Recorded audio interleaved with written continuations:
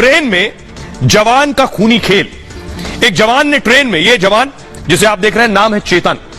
चेतन ने ट्रेन में, चलती ट्रेन में 4 लोगों को गोलियों से भून डाला।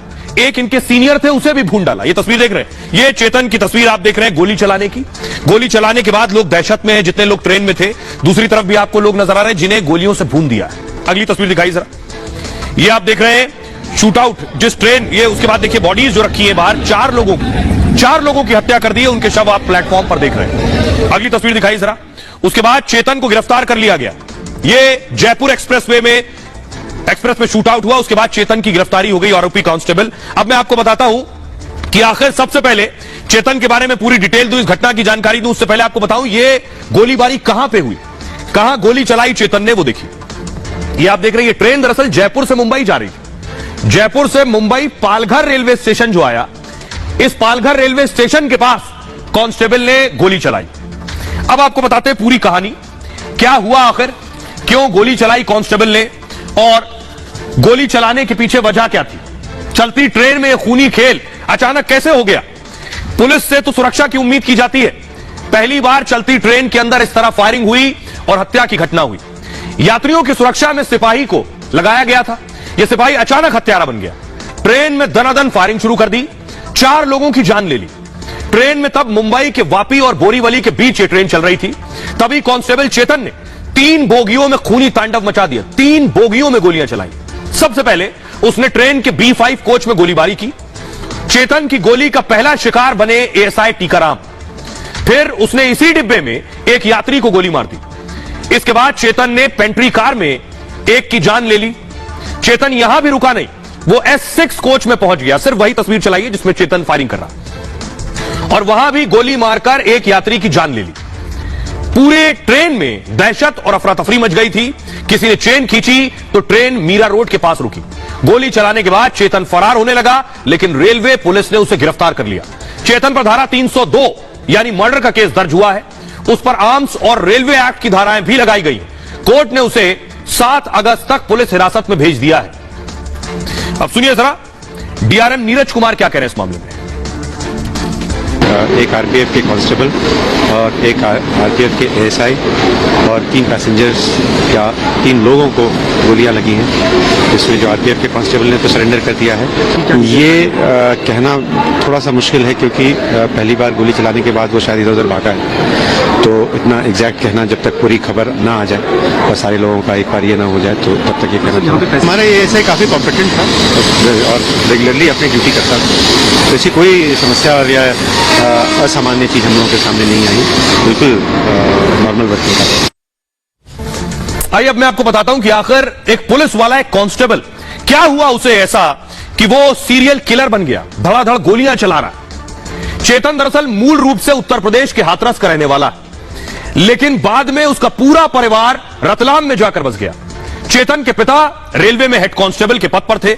उनकी अचानक मौत हो गई तो चेतन की अनुकंपा में नौकरी लग गई, यानी पिता की जगह बेटे चेतन को नौकरी मिल गई। और मूव कीजिए से आरपीएफ जवान चेतन बचपन से गुस्सैल स्वभाव का है। साथ ही बताते हैं कि बात बात पर इसका विवाद हो जाता था और किसी मुद्दे पर बहस होने पर मारने पर उतारू हो जाता है।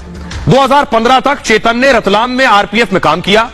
2015 में उज्जैन डॉग स्क्वाड में इसका तबादला हो गया। दावा है कि यहां कई लोग चेतन के गुस्से का शिकार हुए। इसके बाद उसकी पोस्टिंग आरपीएफ भावनगर में कर दी गई और यहां भी चेतन का गुस्सा और सनकी बर्ताव कम नहीं हुआ। इसी वजह से एक जगह पर ज्यादा दिन ये टिकता नहीं था। उसका तबादला अब गुजरात से मुंबई कर दिया गया।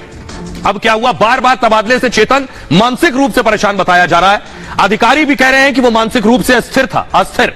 दावा किया जा रहा है कि चेतन अभी छुट्टी से ही लौटा था। सोमवार को ट्रेन में भी उसने अपने सीनियर से छुट्टी मांगी तो एएसआई ने उसे समझाया, ड्यूटी पूरी करो। एएसआई जिसको गोली मारी है, एएसआई टीकाराम को, एएसआई टीकाराम ने उसके लिए कोल्ड ड्रिंक मंगवाई ट्रेन में। कहा था थोड़ी ही देर में ट्रेन मुंबई पहुंच जाएगी, इसलिए छुट्टी मत लो, चाहे ट्रेन में ही आराम कर लो। चेतन थोड़ी देर के लिए वहां से दूर चला गया, लेकिन जल्दी वापस लौटा और एएसआई को गोली मार दी। इसके बाद 3 यात्रियों पर भी दे दनादन फायरिंग की।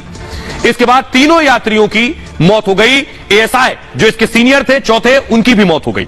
सुनिए जरा क्या कुछ कह रहे हैं इस मामले में कमिश्नर और चेतन के वकील।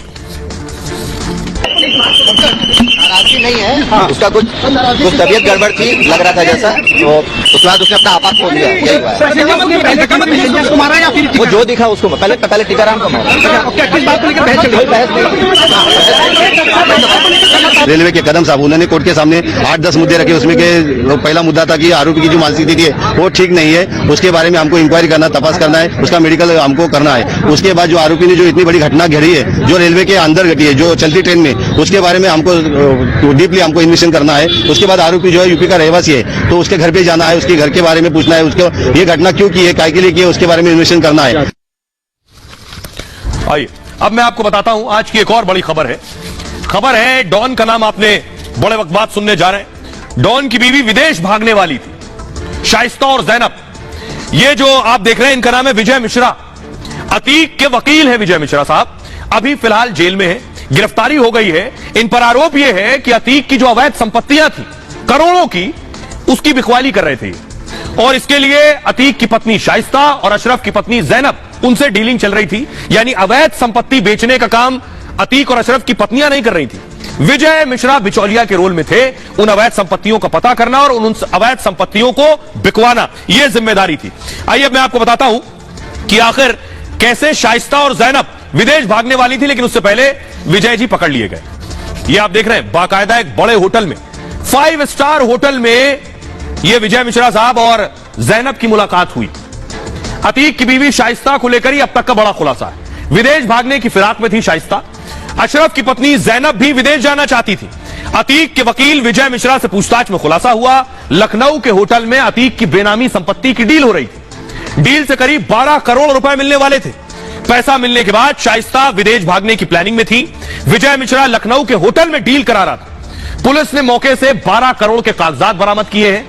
होटल में अशरफ की बीवी जैनब भी मौजूद थी। सोचिए यहां पुलिस ढूंढ रही, चारों तरफ नेपाल तक चली गई थी और लखनऊ के 5 स्टार होटल में जैनब और विजय मिश्रा डील कर रहे थे। पुलिस के आने से पहले जैनब फरार हो गई, अशरफ की बीवी।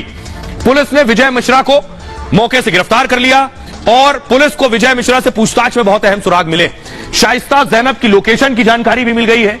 कई महीनों से शाइस्ता और जैनब की तलाश हो रही है। गिरफ्तारी के बाद विजय मिश्रा नैनी सेंट्रल जेल में बंद है। तो अब ये नैनी सेंट्रल जेल में है। नैनी जेल की हाई सिक्योरिटी बैरक में इन्हें रखा गया है। सीसीटीवी कैमरे से बैरक की 24 घंटे निगरानी होती है। कोर्ट ने विजय मिश्रा को 14 दिन की न्यायिक हिरासत में भेज दिया है। अतीक की हत्या के बाद भी विजय मिश्रा एक्टिव था, शाइस्ता और जैनब के लगातार संपर्क में था। दावा है शाइस्ता जैनब की मुलाकात हो रही थी। विजय मिश्रा अतीक के परिवार का करीबी है।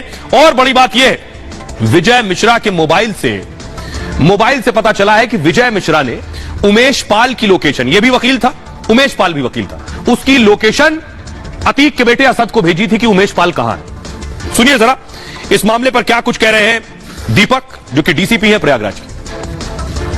थाना दुगनगंज पुलिस टीम के द्वारा अधिवक्ता उमेश पाल हत्याकांड में वांछित अभियुक्त विजय मिश्रा को गिरफ्तार कर लिया गया है और इसमें पुलिस के द्वारा अग्रिम वैधानिक कार्रवाई की जा रही है।